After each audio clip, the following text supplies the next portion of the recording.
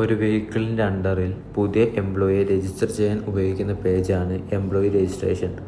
അതിലേക്ക് പോകാൻ employee സർവീസസിൽ click ചെയ്യുക. ചെയ്ത ശേഷം എംപ്ലോയി ഹോം എന്ന പേജ് കാണാം. അതിൽ എംപ്ലോയി രജിസ്ട്രേഷനിൽ വീണ്ടും ക്ലിക്ക് ചെയ്യുക. ചെയ്ത ശേഷം എംപ്ലോയി രജിസ്ട്രേഷൻ ആപ്ലിക്കേഷൻ ഫോം എന്ന പേജ് കാണാം.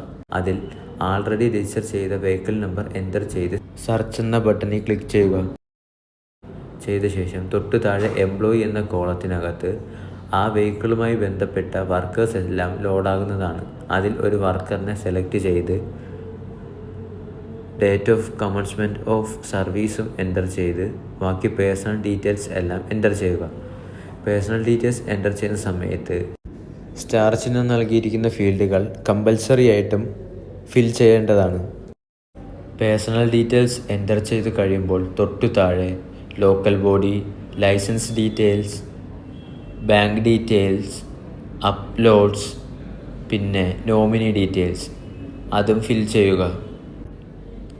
ഫീൽഡുകളെല്ലാം ഫിൽ ചെയ്ത ശേഷം ഒന്നും കൂടെ റീചെക്ക് ചെയ്യുക, ഏതെങ്കിലും സ്റ്റാർ ഫീൽഡ് മിസ്സായിട്ടുണ്ടോ എന്തെന്ന് വെച്ചാൽ ഇല്ലാത്ത പക്ഷം സേവ് ആകുന്നതല്ല. അതിനുശേഷം അത് ഒന്നുകൂടെ ഫിൽ ചെയ്ത് കഴിഞ്ഞ് താഴെ ഐ എഗ്രി കൊടുത്ത് save and proceed to payment കൊടുക്കുക. സേവ് സക്സസ്ഫുൾ ആയി കഴിഞ്ഞാൽ നിങ്ങൾക്കൊരു QR ജനറേറ്റായി ലോഡാവുന്നതാണ്. Scan to pay the registration fee.